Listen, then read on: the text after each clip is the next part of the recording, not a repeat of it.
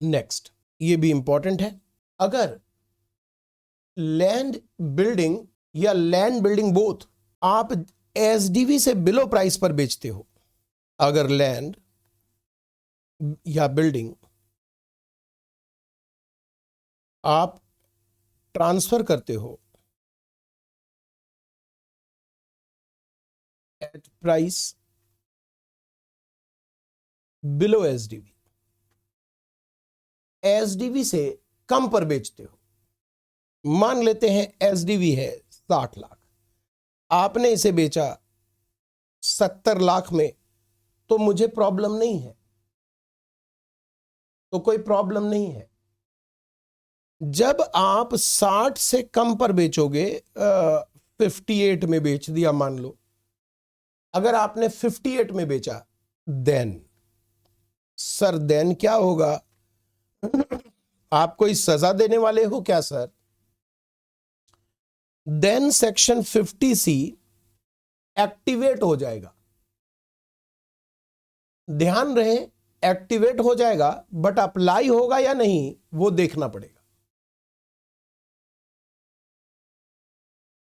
50C activate हो जाएगा, लेकिन अप्लाई में भी हो और में भी ना हो, आपको एक्टिवेट और अप्लाई के बीच में गैप रखना पड़ेगा। फिर से सुनिए, लैंड बिल्डिंग जब भी आप एसडीवी से बिलो बेचेंगे तो 50C एक्टिवेट हो जाएगा। लैंड बिल्डिंग जब भी आप एसडीवी से बिलो बेचेंगे तो 50C एक्टिवेट हो जाएगा, बट अप्लाई होगा या नहीं वो हमें देखना पड़ेगा। फर्क रखना है दोनों के बीच में। दिमाग को कमांड दीजिए कि एक्टिवेट तो हो गया, चालू तो हो गया, बट वो अप्लाई में भी अप्लाई हो और में भी बिना अप्लाई हुए फिर बंद हो जाए, कि चलो आगे बढ़ो कोई बात नहीं। जांच होगी आपकी, ऐसा समझिए कि आपकी जांच होगी, आप बैरियर क्रॉस कर रहे हो तो आपकी जांच होगी। अब जांच होने के बाद आपको आगे जाने दिया जाएगा या पकड़ के वहीं बांध देंगे, ये बात और है। तो फिलहाल सिर्फ जांच हो रही है आपकी। कैसे जांच करनी है? एक्टिवेट हो गया साहब। कब एक्टिवेट होता है 50C? जब लैंड बिल्डिंग हम ट्रांसफर करते हैं एसडीवी से बिलो। लेकिन ध्यान रखिएगा, लैंड बिल्डिंग आपके लिए कैपिटल एसेट होना चाहिए। लैंड बिल्डिंग आपके लिए कैपिटल एसेट होना चाहिए। सर अगर हमारे लिए लैंड बिल्डिंग कैपिटल एसेट नहीं है, स्टॉक है, तब 50C की जगह 43CA एक्टिवेट हो जाता है और सेम प्रोसीजर होता है। बट फिलहाल हम बात कर रहे हैं कैपिटल गेन में, वो बात करेंगे पीजीबीपी में। 50C एक्टिवेट हो गया। अच्छा सर अब क्या होगा? अब हमें जांच करनी पड़ेगी। कैसे जांच करनी है सुनिएगा जरा। अब हमें जांच करनी पड़ेगी कैसे? जो एक्चुअल सेलिंग प्राइस है इसका 110%, अगर उससे ज्यादा एसडीवी है, सेलिंग प्राइस के 110% से ज्यादा SDV, SDV is more than 110% of actual sale consideration. Sir actual sale consideration sir 58 lakh है, 58 का सर 110% होता है 63.8। अगर स्टैंप ड्यूटी वैल्यू 63.8 से ज्यादा, नहीं है सर, नहीं है ज्यादा, नहीं है ज्यादा, एक्टिवेट तो हुआ लेकिन कुछ नहीं हुआ, आगे बढ़ो। सर हम आगे बढ़ के जाएं कहां? अरे भाई तुमने एक लैंड बिल्डिंग बेचा है ना, कितने में बेचा है? सर वो हमने 58 में बेचा है ना। हाँ तो उस पर कैपिटल गेन निकालो, आगे बढ़ो। और सर उस एसडीवी का क्या होना है? कुछ नहीं होना, आगे बढ़ो। तो ये तो हम आगे बढ़ गए। मान लीजिए किसी ने लैंड बिल्डिंग बेचा 80 लाख रुपए में और एसडीवी दिया हुआ है 90 लाख रुपए। पहले देखो कि एक्टिवेट हो रहा है कि नहीं। लैंड बिल्डिंग बेचा है, हाँ जी, एसडीवी से कम पर बेचा है, एसडीवी से कम पे, हाँ जी एसडीवी से कम पे बेचा है, एक्टिवेट हो गया, एक्टिवेट हो गया। अप्लाई होगा कि नहीं पता करो। एक्चुअल में जितने में बेचा है इसका 110%, सर वो तो 88 आएगा ना सर, उससे 90 ज्यादा है क्या? हाँ सर, 90 तो उससे ज्यादा ही है। अब ये अप्लाई हो जाएगा।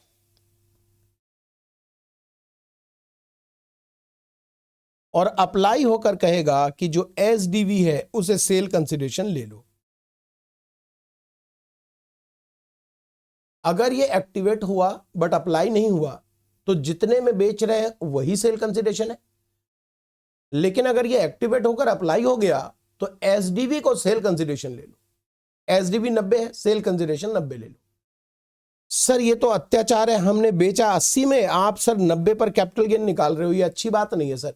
हमने सच में 80 में बेचा है, हमने कोई ब्लैक मनी यूज नहीं किया, सच में 80 में बेचा है। अच्छा, एसडीवी 90 है उस जमीन की और तुमने 80 में बेचा। एसडीवी समझते हो? सरकारी कीमत। मार्केट वैल्यू तो 90 से भी ज्यादा होगा और तुमने इतने कम में कैसे बेच दिया? मामला खराब है, कुछ तो बेईमानी है। 90 लाख की चीज 80 लाख में बेची, जरूर तुमने 10 लाख रुपए ब्लैक मनी लिया होगा। नहीं सर, ये 90 किसने बोला सर? स्टैम्प ड्यूटी 90 है सर। स्टैम्प ड्यूटी कौन निकालता है सर? स्टैम्प ड्यूटी सरकारी कीमत। हाँ वही तो सर, कौन डिसाइड करता है सर? वो डिसाइड करते हैं, सरकारी नियम से डिसाइड होता है भाई। हाँ सर, लेकिन वो सरकारी नियम से डेली थोड़ी ना डिसाइड होता है। 5-5 साल के गैप में स्टैम्प ड्यूटी वैल्यू हर एरिया का रिवाइज होता है। हाँ तो सर ये रिवाइज हुआ है अभी कुछ दिनों पहले इस एरिया का एसडीवी, और मेरे जमीन के एरिया, जो जमीन का एरिया है, जितने स्क्वायर मीटर की जमीन है उसके हिसाब से आपने कैलकुलेट किया तो 90 आया। हाँ ठीक है, लेकिन सर ये जमीन जो है ना, वो जिस मोहल्ले में है उस मोहल्ले के बिल्कुल कॉर्नर में लास्ट में जाकर जमीन है पीछे। इसकी सड़कें, इसके आगे की सड़कें बहुत पतली है। इसी कॉलोनी में फ्रंट वाली जमीन तो इसी रेट पर बिक रही है, लेकिन बैक वाली जमीन इस रेट पर नहीं बिक रही। लेकिन सरकार ने अपने रजिस्टर में तो सबके लिए क्या बैक और क्या फ्रंट एक ही बना रखा है, 9,000 रुपये स्क्वायर फीट मान लीजिए। तो ऐसे आपने 9,000 रुपये स्क्वायर फीट के हिसाब से तो हमारी कैलकुलेशन कर दी, स्क्वायर मीटर के हिसाब से हमारी कैलकुलेशन कर दी, 9,000 रुपये स्क्वायर मीटर के हिसाब से हमारी कैलकुलेशन कर दी। 100 मान लीजिए 100 स्क्वायर मीटर की हमारी जमीन है तो आपने 90 लाख रुपए कैलकुलेट कर दी। वो सब तो बात समझ, 100 है या 1000 है, सो ये मेरे ख्याल से 9,000 हो गया ना।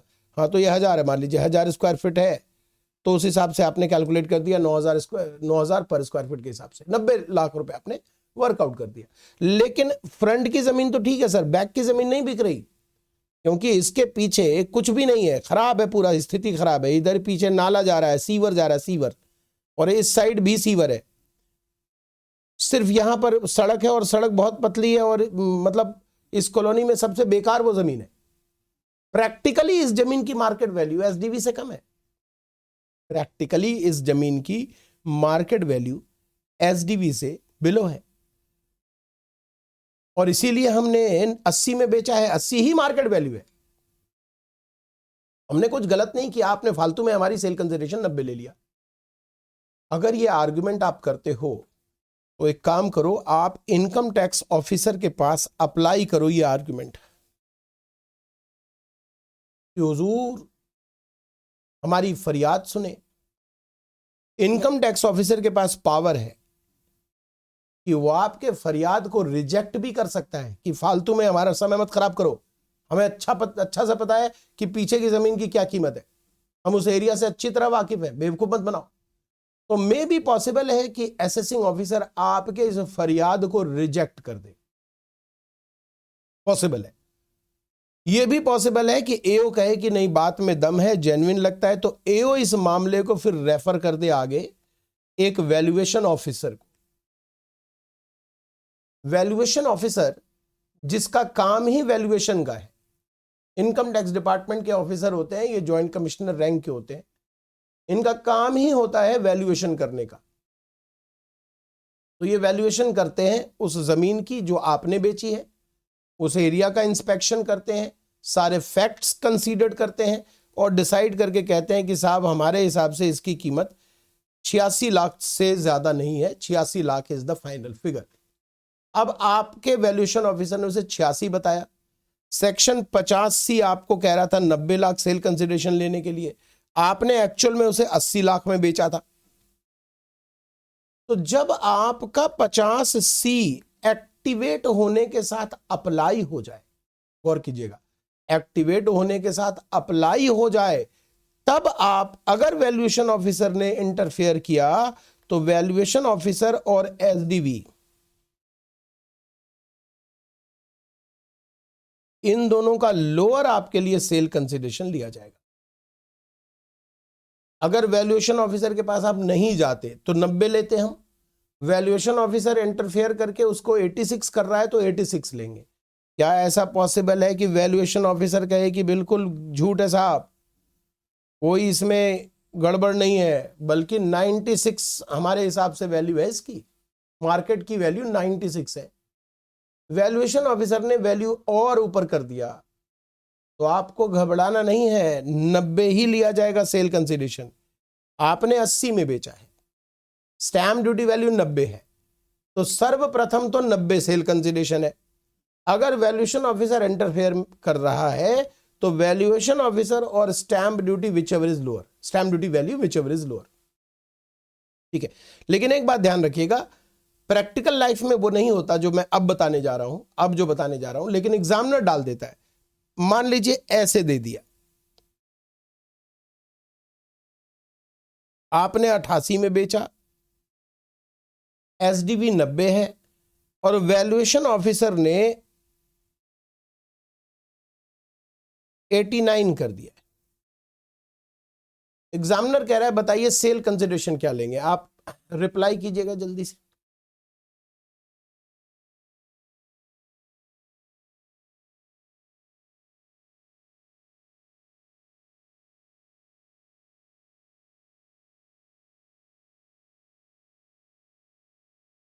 आपने 88 में बेचा,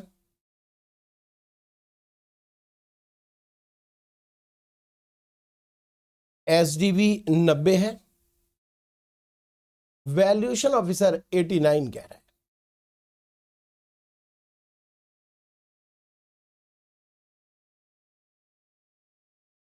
देखिए, एग्जामिनर भी चाह रहा है कि आप फंस जाएं और आप 89 ले लें। एक बात सुनना बेटा, मेरी बात सुनना बच्चे, 50C एक्टिवेट तो हो गया क्योंकि आपने एसडीबी से कम पे बेचा है, लेकिन अप्लाई हुआ क्या? 50C एक्टिवेट तो हो गया, लेकिन अप्लाई हुआ नहीं हुआ। अप्लाई, वो 110% वाला गेम खेलना है ना, हमें खेलना है ना। अप्लाई ही नहीं हुआ। अब तुम ही बताओ, जब अप्लाई ही नहीं हुआ, वैल्यूएशन ऑफिसर तक जाएंगे क्यों? मैंने बोला था ना, प्रैक्टिकल लाइफ में ऐसा नहीं होता। क्यों जाएंगे वैल्यूएशन ऑफिसर के पास? वैल्यूएशन ऑफिसर के पास जाएंगे ही नहीं ना, समझे कि नहीं समझे? लेकिन एग्जामिनर फंसाने के लिए तुमको ऐसा डाल देगा, तो बचना इस परिस्थिति से। एग्जामिनर देखना चाह रहा है कि तुम वैल्यूएशन ऑफिसर अगर दें तो आप रट के तो नहीं आए हो कहीं कि वैल्यूएशन ऑफिसर और एसडीबी व्हिचएवर इज लोअर। रट्टा लगा के तो नहीं आए हो। रट्टा लगाना मतलब समझे, बिना समझे रटना। तो बिना समझे रट के तो नहीं आ गए, मूर्ख तो नहीं हो। 3 लोग जाते हैं एग्जाम में, मूर्ख, महामूर्ख और समझदार, है ना? तो अगर समझ गए ना आप ना मूर्ख हो ना महामूर्ख हो, आप तो समझदार हो। तो आप कहना अरे भैया ये तो एक्टिवेट हुआ बट अप्लाई नहीं हुआ, ये वापस शट डाउन हो गया, तो फिर 88 इज द करेक्ट आंसर। ठीक है, उम्मीद करता हूं ये बात आपको समझ आ गई होगी। अब सुनिए एक और चीज।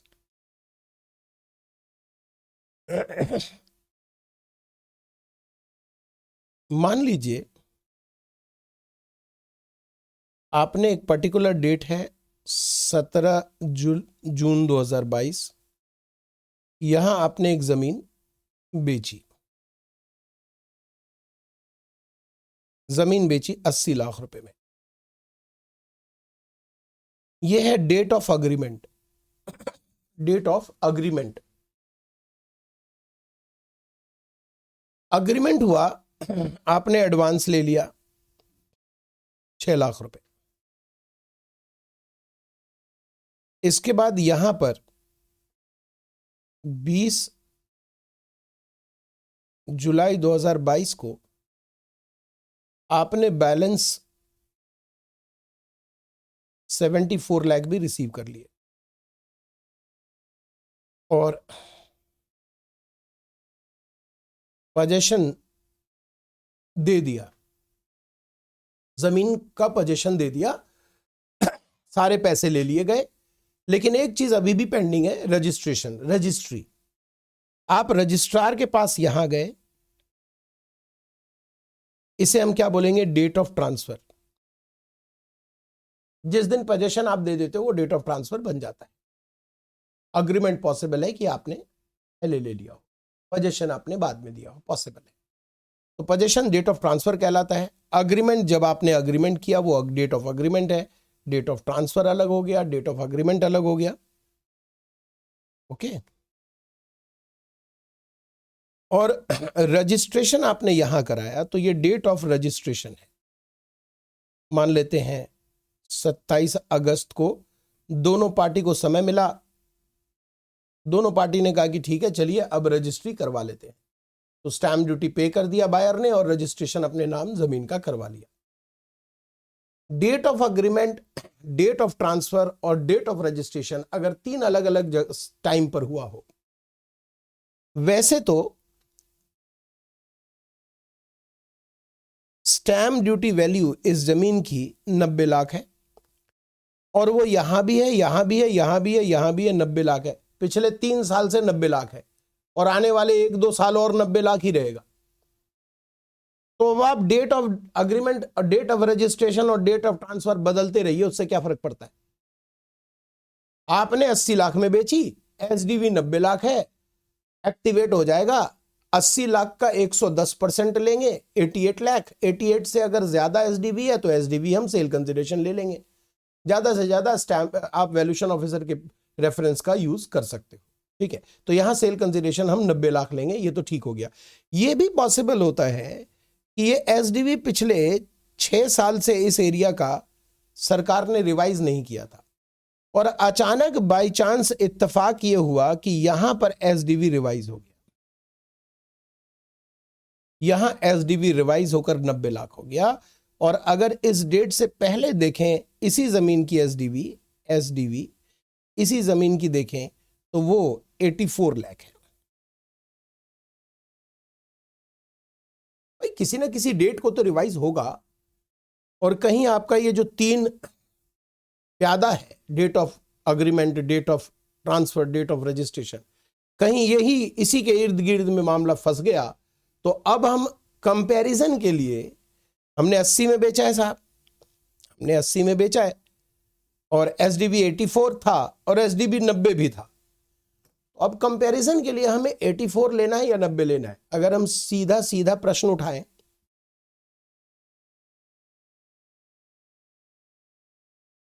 तो प्रश्न यह है कि जब हम सेक्शन 50C पढ़ते हैं, where land, building or both is transferred for consideration below stamp duty value and stamp duty value is more than 110% of actual sale consideration, then SDB will be deemed as sale consideration. Activate हुआ, apply हो गया। प्रश्न है कि हम SDB किस दिन की लें, क्या डेट ऑफ अग्रीमेंट की लें, डेट ऑफ ट्रांसफर की लें, डेट ऑफ रजिस्ट्रेशन की लें, डीओए, डीओटी, डीओआर कब की लें, यह प्रश्न है। इसके जवाब में सरकार ने कहा कि आप बस हमें यह साबित कर दें, सीधी बात है, ऑब्वियस है, बड़ा ऑब्वियस है कि हम डेट ऑफ अग्रीमेंट का ही एसडीबी लेंगे, क्योंकि अग्रीमेंट कब हुआ, अग्रीमेंट 17 जून को हुआ। अब 17 जून को जब बायर सेलर बैठे और निगोशिएट कर रहे हैं तो उस समय तो एसडीवी 84 है, तो उसी हिसाब से चल रहे हैं। तो हमने अगर 80 में बेचा तो हम देख लेंगे 110% वाला गेम खेल के। अभी हमें क्या पता कि एसडीबी कल को सरकार रिवाइज कितना करेगी, हमें तो मालूम नहीं है। हम जब अग्रीमेंट करने के लिए बैठे हुए हैं, बायर सेलर निगोशिएट कर रहा है, तो उस समय जो एसडीबी है वही होना चाहिए। तो बड़ा सिंपल आंसर हो गया, एसडीवी कब का देखना है, डेट ऑफ अग्रीमेंट का देखना है। ये बिल्कुल साफ है, सरकार कहती है ये बिल्कुल साफ है, बस हमें एक एक एक एक, एक छोटी सी समस्या है, हमें साबित कर दीजिए कि वाकई में आप 17 जून को बैठे थे, बायर और सेलर वाकई में बैठे थे और वाकई में अग्रीमेंट हुआ था। अरे कैसी बात कर रहे हैं सर, अग्रीमेंट आप डॉक्यूमेंट देखिए, स्टैंप ड्यूटी देखिए, स्टैंप पेपर देखिए, स्टैंप पेपर में साफ साफ देखिए ये अग्रीमेंट किया हमने, कैसी बात कर रहे हैं। स्टैंप पेपर के अग्रीमेंट को हम नहीं मानते, वो तो बैक डेट से भी पॉसिबल है। बस आप हमें एक काम कीजिए, 6 लाख एडवांस लिया है ना भाई, अग्रीमेंट होने का मतलब कुछ तो टोकन मनी पकड़ा होगा, 6 लाख, 60,000, 6,000, 50,000, कुछ तो पकड़ा होगा ना साहब। अग्रीमेंट फ्री में तो नहीं होगा ना, कुछ पैसे तो पकड़ोगे। वो जो पैसा पकड़ा है ना, वो या तो अकाउंट पे ही चेक से पकड़ो, अकाउंट पे ही ड्राफ्ट से पकड़ो, इलेक्ट्रॉनिक क्लियरेंस सिस्टम से पकड़ो, या प्रेस्क्राइब्ड बैंक मोड जो हम आपको बताएंगे उससे पकड़ो। सीधी बात है, बैंक मोड होना चाहिए जिससे यह साबित हो जाए कि ये जेन्युइन डेट ऑफ अग्रीमेंट है। आपको मैं लॉजिक दे रहा हूं ताकि याद रखने में सहूलियत होगी, याद तो करना ही पड़ेगा, फिर भी लॉजिक दे रहा हूं ताकि याद रखने में सहूलियत होगी। किसी तरह से आप हमें डेट ऑफ अग्रीमेंट को जस्टिफाइड कर दो, और वो तभी संभव है जब आपने एक टुकड़ा भी, सेल कंसिडरेशन का एक टुकड़ा भी प्रेस्क्राइब्ड बैंक मोड में लिया हो। बस हमें प्रूफ मिल गया कि आपका वाकई में उस दिन आप दोनों बैठे थे, अकाउंट ट्रांसफर कर दिया आपने 6 लाख रुपए, नगद लिया है जी पूरे 6 लाख रुपए, तो फिर यहां पर मामला गड़बड़ है। फिर हमें नहीं पता चल पाएगा कि वाकई में डेट ऑफ अग्रीमेंट उस दिन आप दोनों बैठे थे, या क्या पता आप बैठे ही बाद में हो और बैक डेट से अग्रीमेंट बनवा लिया हो। सीधी बात याद रखेंगे आप कि अगर जस्टिफाइड हो जाए, होना तो डेट ऑफ अग्रीमेंट चाहिए, पहले तो दिमाग में अपने आप को कमांड दो कि यार डेट ऑफ अग्रीमेंट ही तो होना चाहिए, और क्या होना चाहिए। यहां पर आपको साफ दिख रहा है डेट ऑफ अग्रीमेंट होना चाहिए, ठीक है, डेट ऑफ अग्रीमेंट होना चाहिए। लेकिन अगर जस्टिफाइड कर पाए हम कि डेट ऑफ अग्रीमेंट के दिन हम वाकई में बैठे थे, तो लॉ में क्या लिखा हुआ है, लॉ में लिखा हुआ है if sale consideration or part thereof is received by account pay check, account pay draft, ECS, prescribed bank mode on or before date of agreement, on or before date of agreement, तो हम date of agreement वाली SDV लेंगे, otherwise date of registration वाली लेंगे, date of registration वाली लेंगे। तो मुझे लगता है समझ आ गया आपको। यहां पर आगे लिखा हुआ है, अगर एसएससी चाहता है, क्लेम करता है कि एसडीवी साहब मार्केट वैल्यू से ज्यादा है, तो एसएससी इसकी वैल्यूएशन एओ को अप्लाई कर सकता है, एओ में भी रिजेक्ट कर दे, अगर रिजेक्ट कर देगा तो सेल कंसिडरेशन जो एसडीवी है वही लिया जाएगा, और अगर एओ ने रेफर कर दिया वैल्यूएशन ऑफिसर को, तो एसडीवी और वैल्यूएशन ऑफिसर की value whichever is lower sale consideration ली जाएगी। ठीक है, अब आप कितना समझे ये मुझे एग्जाम्पल नंबर 20 करके दिखाइए। सिर्फ मुझे सेल कंसिडरेशन आप हमें दे दीजिए कि सेल कंसिडरेशन ये है सर।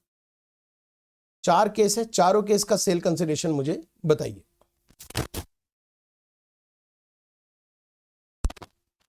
एक मिनट में हो जाना चाहिए, बहुत सिंपल है।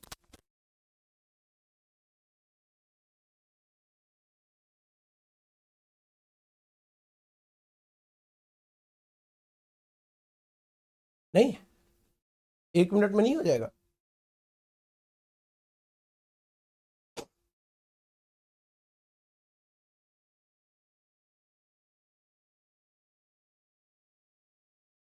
पहले चेक करो हर केस में एक्टिवेट हो रहा है कि नहीं, पहले चेक करो हर केस में एक्टिवेट हो रहा है या नहीं।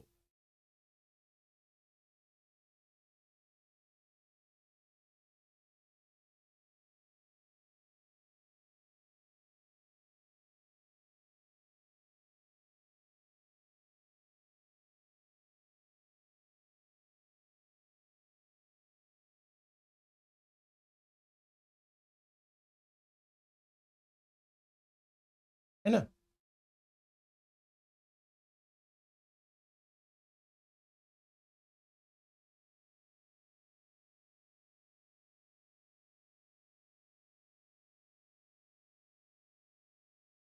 हर केस में हो रहा है। अब देखो कि किस केस में अप्लाई हो रहा है, उसे मार्क कर लो।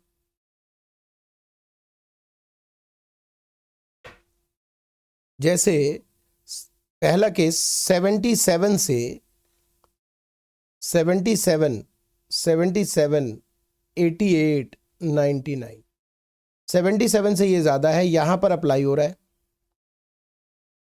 77 से ज्यादा है, यहां भी अप्लाई हो रहा है।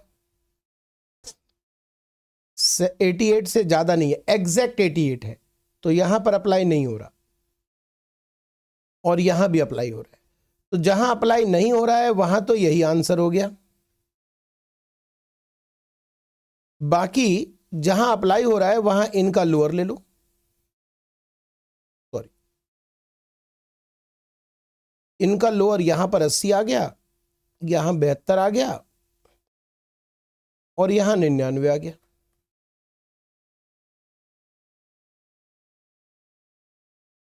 अस्सी 72, 80 99, परफेक्ट आंसर, बहुत बढ़िया। इस क्वेश्चन का आंसर करके दिखाइए। मुझे सीधा सीधा फाइनल आंसर LTCG चाहिए। ये भेद मत खोलो भाई, ये गलत बात है, भेद नहीं खोलते हैं।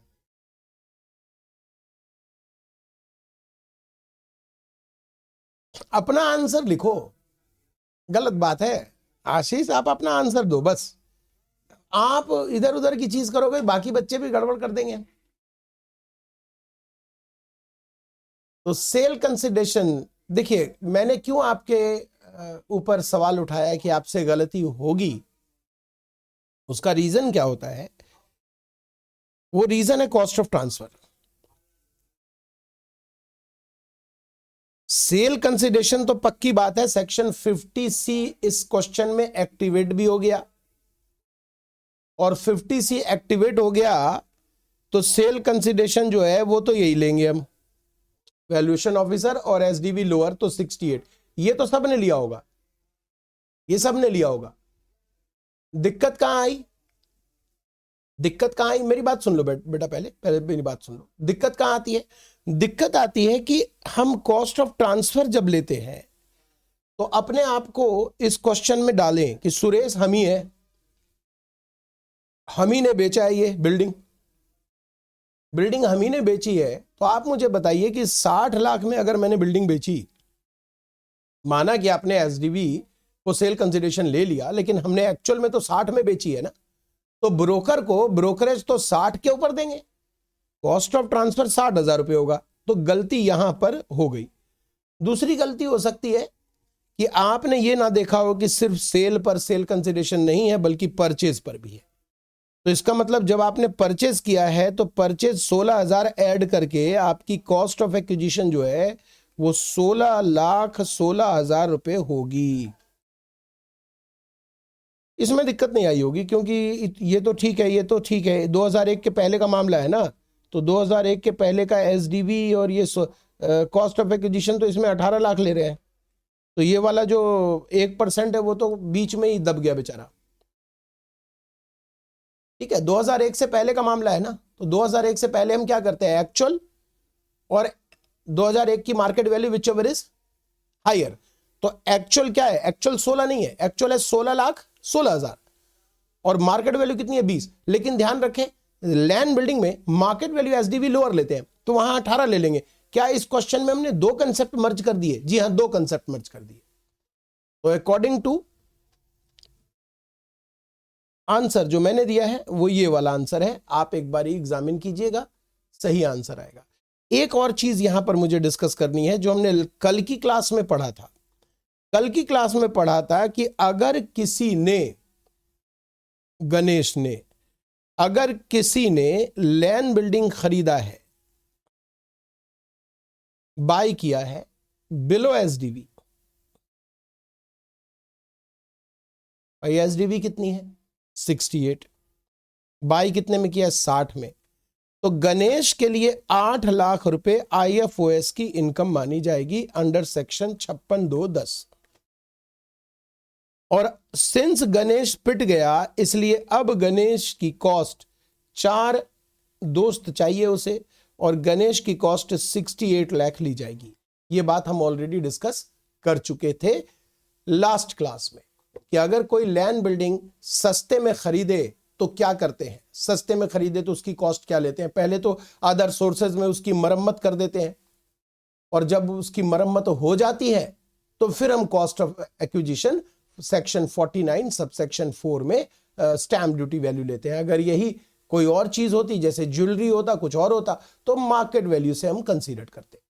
ठीक है, यहां पर हमें 3 कंसेप्ट एक साथ मर्ज करके एग्जामिनर हमसे पूछ सकता है। यह भी पूछ सकता है कि गणेश के हाथ में कॉस्ट ऑफ एक्विजिशन क्या ली जाएगी। तो गणेश की कॉस्ट ऑफ एक्विजिशन 68 ली जाएगी। खरीदा तो उसने 60 में है, लेकिन 8 लाख से चूंकि अदर सोर्सेज में वो पिट गया, तो 68 कॉस्ट ऑफ एक्विजिशन ली जाएगी।